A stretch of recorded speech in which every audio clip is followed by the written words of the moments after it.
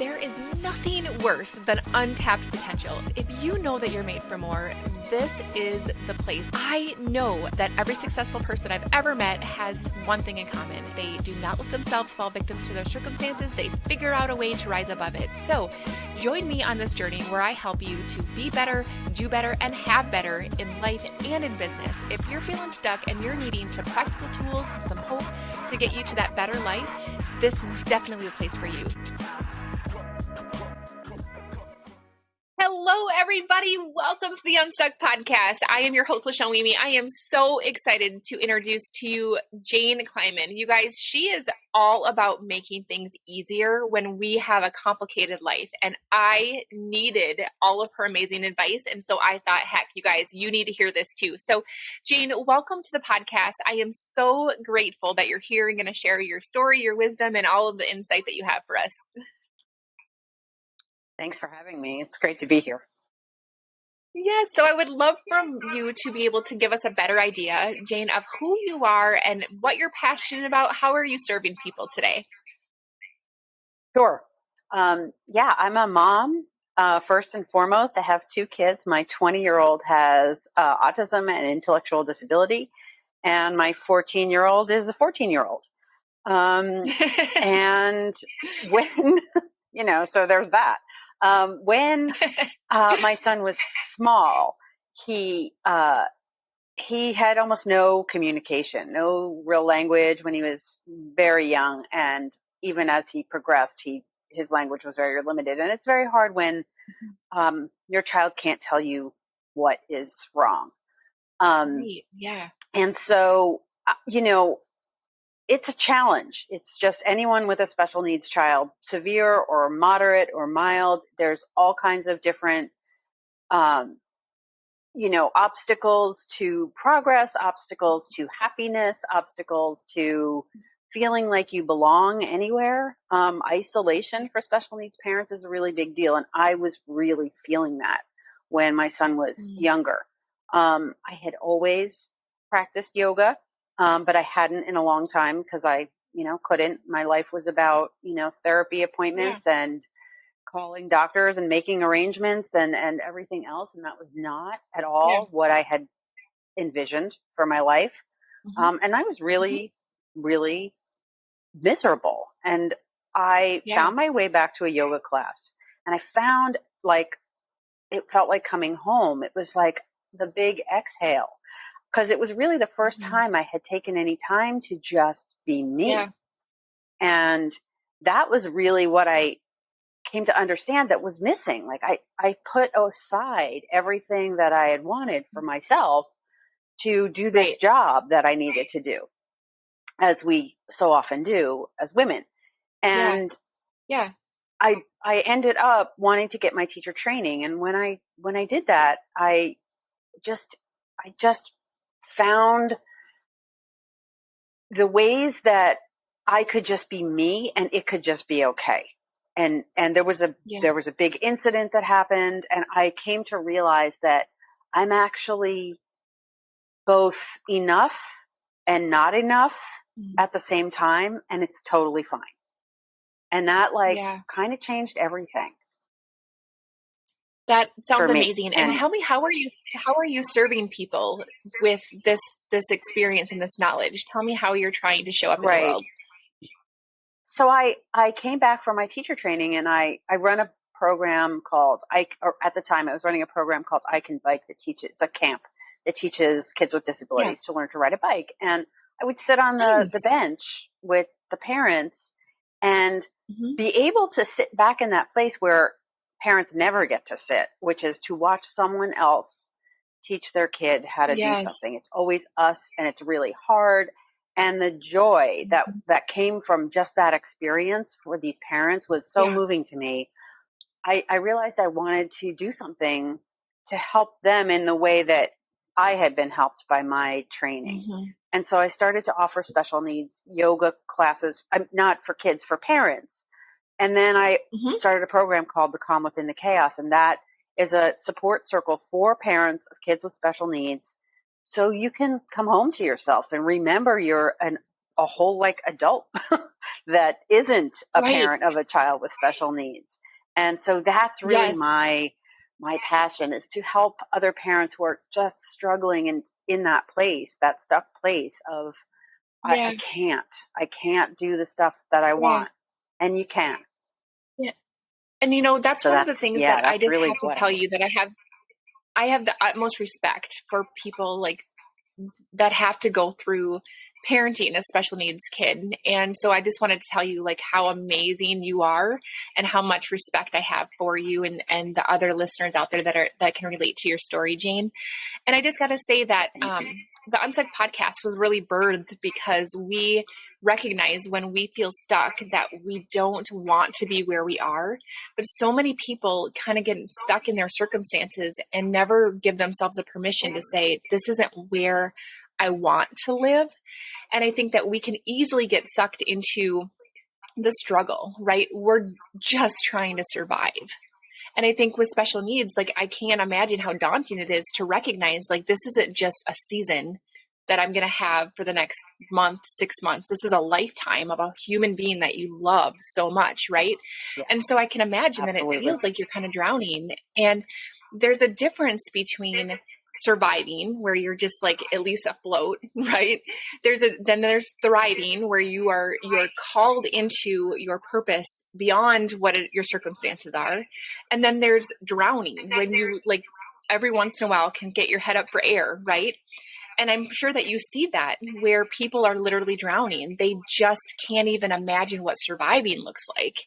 And for you to be able to take them from that drowning stage to the, okay, I'm surviving. I have my head up above the water at least. And then to give them even the glimpse of hope that you can thrive, you can have a purpose beyond the day-to-day struggle that you have and that you can't step away from. And so I just think that that's amazing. And I think no matter what circumstances you're in, if you have yourself in this particular circumstance or another one, I want you guys to take this as an example of, if asking yourself, do I feel right now that I'm drowning? Do I feel like I'm surviving? Or do I feel like I'm thriving? And if not, what can we do to get you to the place where you're not drowning and not just surviving, but really stepping into the purpose that you have, because you let this disability lead you to your purpose in a way, right? Yeah. Like and it not gave you the intentionally. insight. Sure. Yeah. Yeah. Right. And I love that. And I definitely, there's a whole sort of, I was just going to say, there's a whole sort of like inspiration porn, they call it, around disability and moms, especially. Like there's that pressure that, oh, you do everything and you dedicate your whole life to your child, and you do, but I also have my own needs, and I solely in inspiration based on the fact that I take care of my child. My child has challenges and it's hard.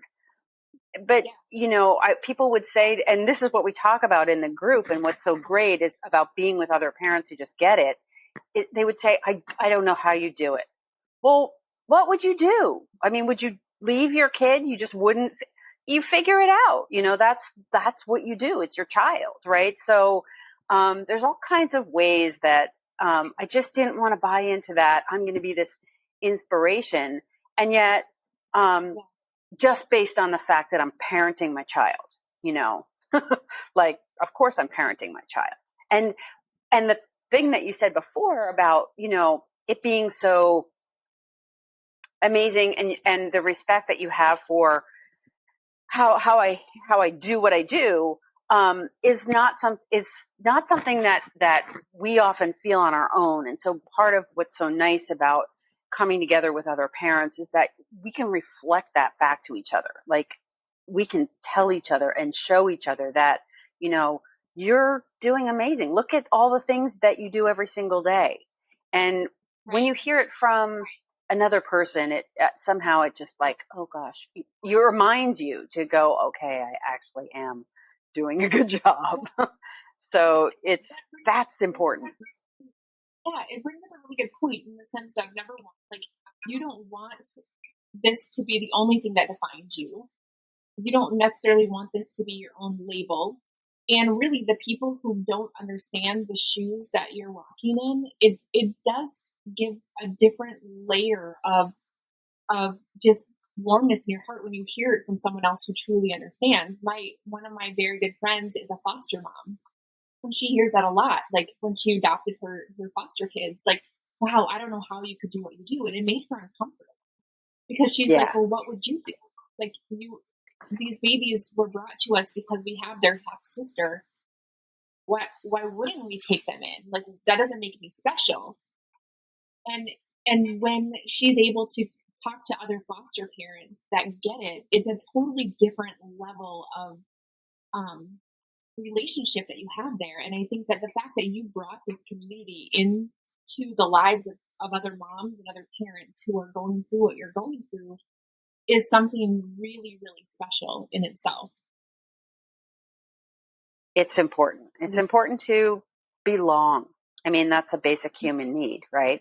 And as a special needs mom, as a foster mom, as a mom of a child who may have mental health issues or chronic health issues, it's hard to feel like you belong. And that's really all we want to do is feel like we belong. So it's nice to have that with other moms. And one thing too that I wanted to just dive into is the fact that I think as a parent in general, I think that sometimes we can let guilt and shame dictate our path as well, even if we don't have a special circumstance, right? So I'm going to give you an example. So last night I was just talking to one of my my friends that I've been helping coach, and she kept saying that she needs something beyond herself, but she almost feels shame around it. It was like being a mom wasn't enough, and she felt guilty for that. Oh yeah. And I'm like, girl, this is the no shame game right here. Like this is when we have this longing inside of ourselves to live out the life that God is calling us to do. There's no shame in that. And I think that is something that is a problem for all of us parents sometimes, where we feel like we should be just so grateful that we're parents, that we should be content with just that. And do you find that that's something that you experience as well? Oh yeah, I absolutely experienced that myself, and I see it with parents all the time. I basically felt so much guilt and shame for being so miserable doing what I was doing, parenting my child. Like this should be enough, that I thought, you know what, I'm not going to want anything at all for myself. And this is what I'm going to do. And all I'm going to do is take care of my family and my child. And it didn't make me any happier, certainly. There's so much outside expectation of women and moms in particular about how rewarding this is supposed to be, and one thing I ask my parents is that your own voice that you're hearing? Is it you saying that you should, like, as soon as you hear the word should, it's your cue to start asking, is that your own voice, or is that outside expectations and things from society that tell you how you're supposed to be? And if it's not your own voice, then you can ignore that, and you can decide that that is not how I'm going to lead my life and what's going to drive me, because there is so much of that wrapped up in parenting and mothering, and especially for a special needs child, or some other, outside the sort of typical experience of parenting. And we're just not allowed to feel like that's okay, and that we're okay being less than satisfied just being a mom, And for the women who are, and that is so fulfilling, that's wonderful, That's kind of like where you're at when you feel like you're to the place where you can give yourself the permission to want a little bit more for yourself. That takes you from that place of surviving to thriving, don't you think? Yeah, absolutely. And you can start asking questions like, sorry, there's a tiny delay, so I'm sorry if I keep stepping on you. No, you're so yeah, go for that. I want to hear what you have to say. when we can ask so I was very much stuck in, I can't, go on a date with my husband. Excuse me. I can't, take time for myself. I can't, because I can't just get a babysitter. I can't live my life like other people. Right. And that is really stuck in victimhood, and it's nowhere anybody wants to be. But you need to learn that, to ask the question in a different way. Instead of I can't, asking how can I? Like, how could I actually get an hour with my husband to like go take a walk around the block? Like, and to start small, and to, how could I, reignite that interest in, writing that I had, or, starting a business that I wanted to. How could I? Or even just, can I just imagine that it's possible? That alters your reality. It alters your vibration. It alters what you allow in. And that can take you from that surviving stage, to imagining the thriving, imagining what it would be like. And there's evidence of it in my parents who started businesses and, became coaches for other special needs parents. I mean, it's just such an amazing thing to see in anyone when they can allow themselves permission to want more. It's nice to want more, Yeah.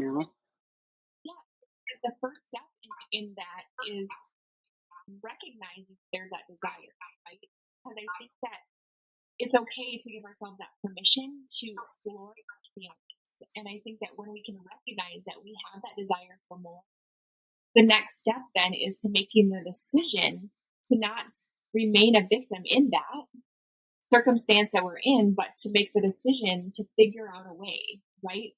And that's one of the things that I found in becoming unstuck, is deciding that you are no longer going to be a victim to your circumstance. You're going to figure out a way to rise above it.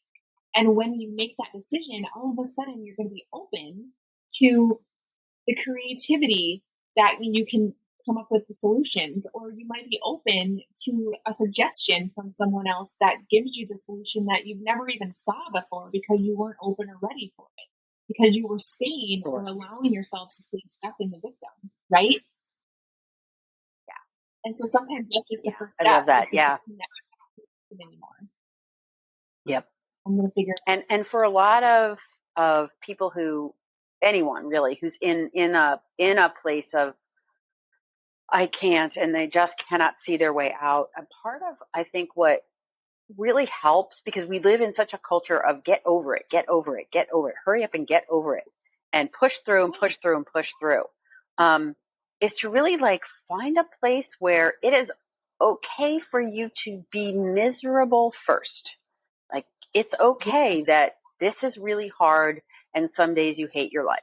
It's all right, and just the permission to do that, I think, allows that next step to take place, and we so often skip that, and I think the compassion piece of that, is often just sort of like jumped over.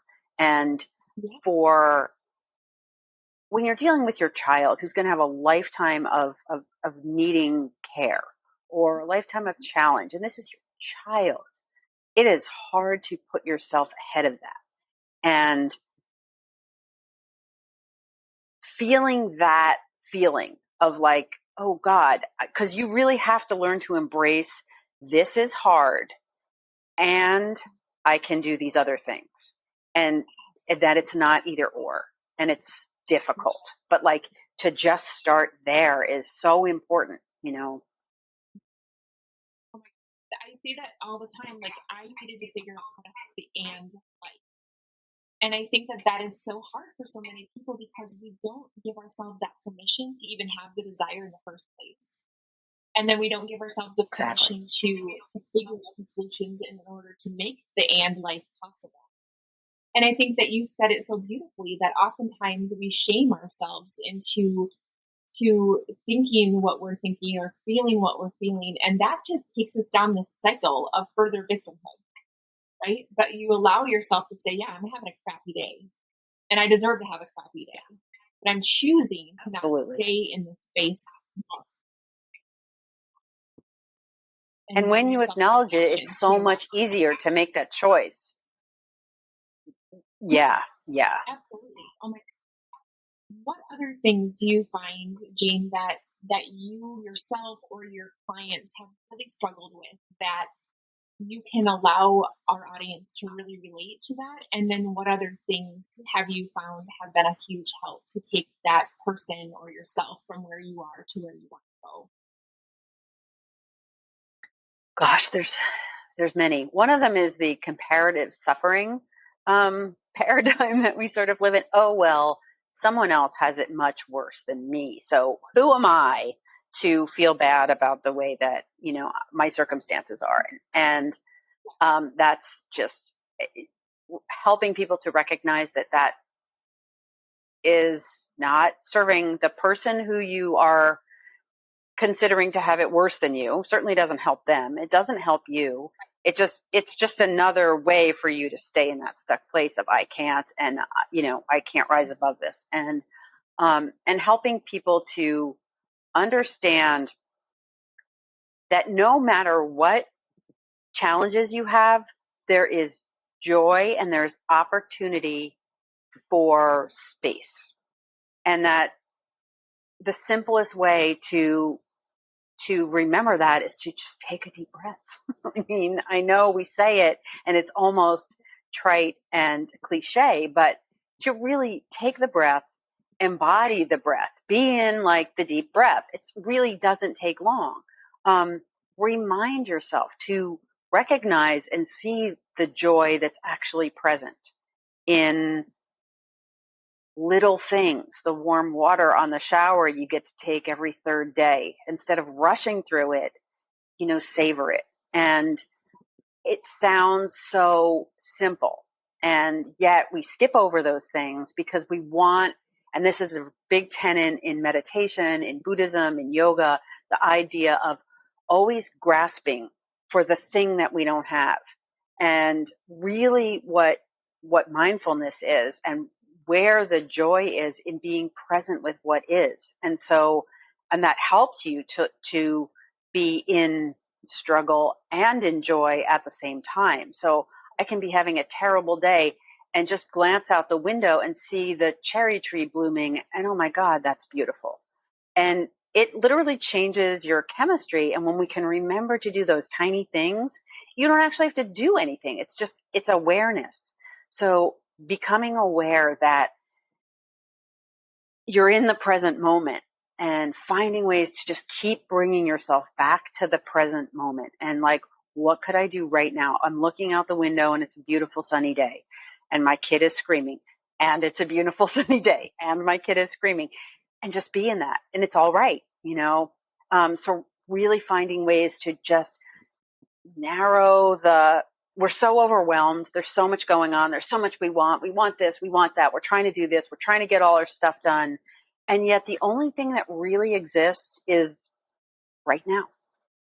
And just keep coming back to that.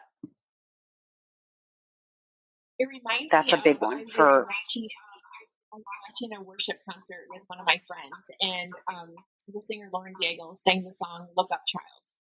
And what you're kind of saying reminds me of that experience, because I remember having an aha moment when I was listening to this song. And it was that, like, look up, child, like, it's okay, like, I've got you. But also, look up, child, look at this beautiful sun, look at the beautiful clouds in the sky, look up and look at the trees, look up, child, look at the birds. And when you can take that moment in the chaos and look up, child, and you see all of the beauty around you, it can just at least give you that moment of recharge. It's almost like, again, you're drowning and it's like you lifted yourself out of the water for a moment to breathe. If you don't take moments to breathe in the middle of the struggle, you're not going to ever come back up. You're going to continue to fall until That's right. You don't do it anymore. Yeah, you'll stay in drowning. If you're swimming, you got to breathe. Oh my goodness, Absolutely. that is so good. What is another one that you find is a real common struggle? I find that if you are, and again, it's sort of a similar principle. I call it the dishwasher meditation. So you're unloading the dishwasher, right? And the kids are screaming, and how can I this is the most mundane moment of my day. And I'm just like, God, is this my life? Really? What does the plate feel like? Is it warm still from the heat of the dishwasher? What's the weight of it? How does it feel in my hands? When I lift up my arms, put it in the cabinet, and I release the weight, what does that feel like? Like, you can make anything a meditation if you just simply come into your body and the sensations that you feel, both, internally and externally. What sounds are you hearing?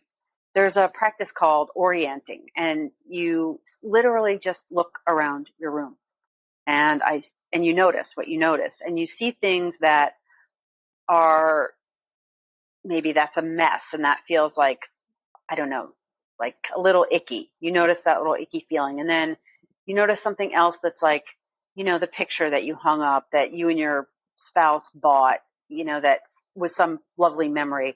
You notice that, then that changes how you feel inside. And then you notice something else.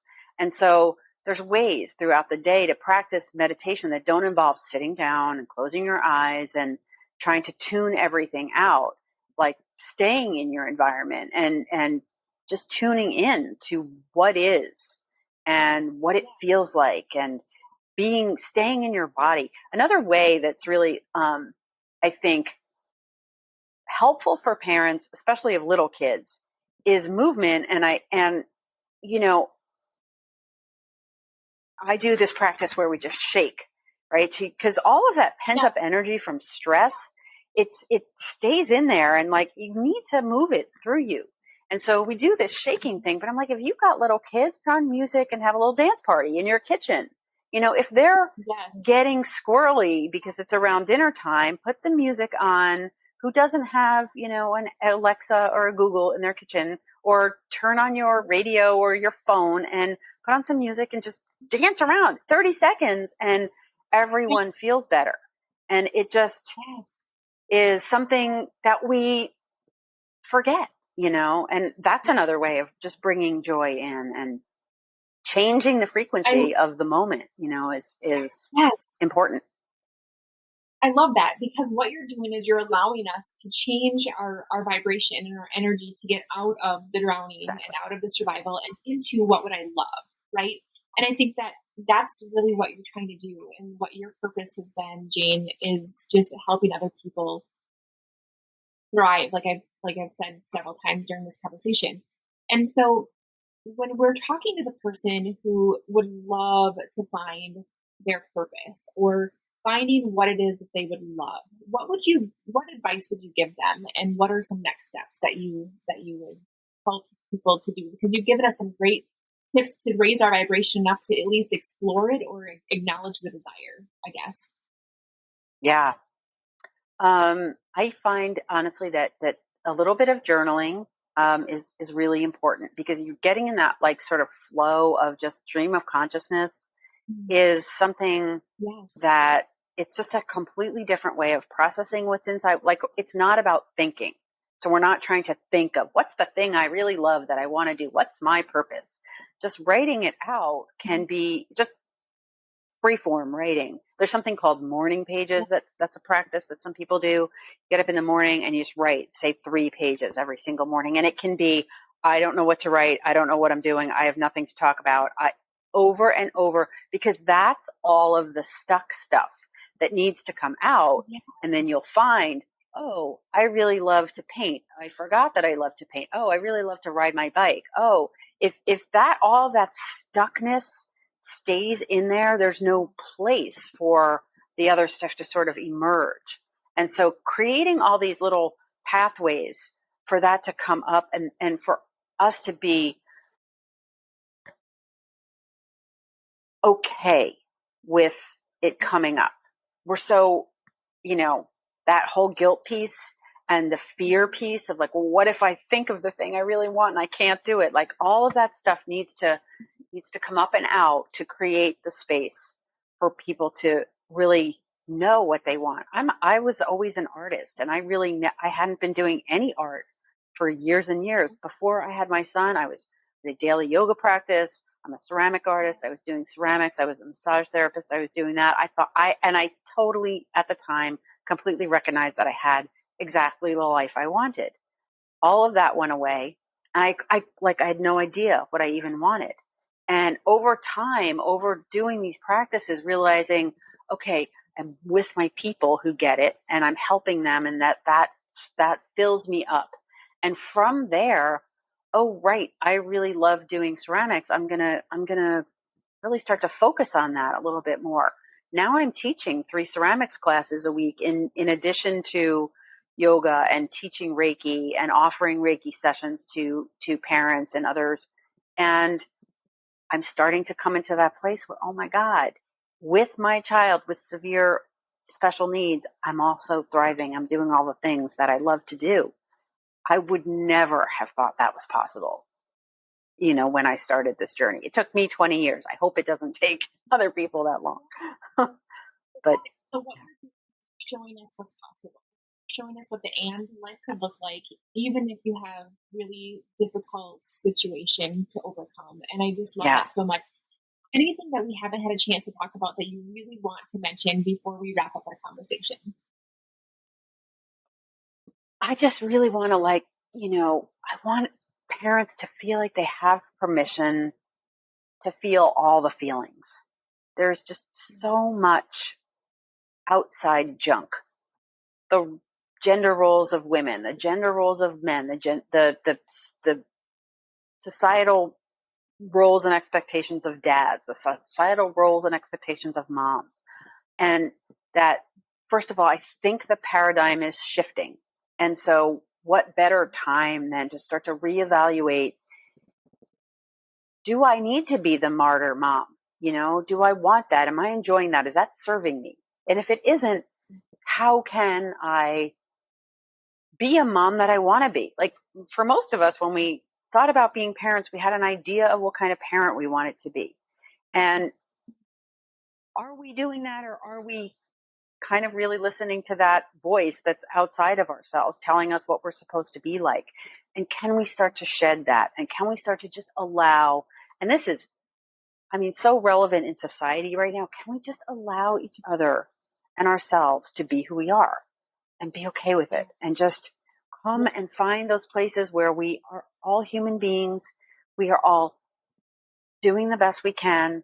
And all we want to do is be happy and loved and belong. That's all anyone wants to do. Can we recognize that in ourselves and bring that compassion? If your friend came to you and said all of the things that we say that we're struggling with, we would not shame them and guilt them into, oh, well, you should get over that. And you would be like, oh my God, honey, let me give you a hug. That is so hard. Go ahead, cry it out. Absolutely.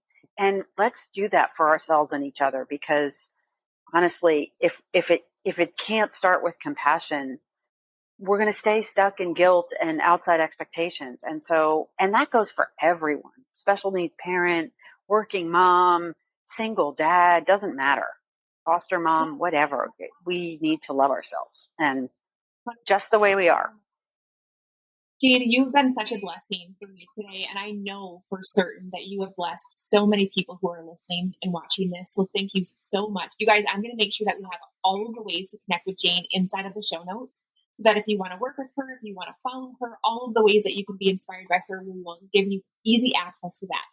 And I wanted to just tell you that I have been working on something with my team that I need you guys to be aware of. We have something called the Unstuck Backstage, which gives you the opportunity to be invited to a private Zoom table where we talk to guests like Jane and be able to answer or get answers to our personal questions. We can ask her questions that we're dying to know by listening to this podcast. We are able to have her coach us around our unique situation. So if that is something that you would love to be a part of, just check out the show notes so that you can see how you can get into the Unstuck Backstage and get access to these amazing personalized conversations with experts like Jane. I hope that you enjoyed this conversation as much as I did. If you haven't already, make sure that you take a screenshot of your video or of the podcast cover.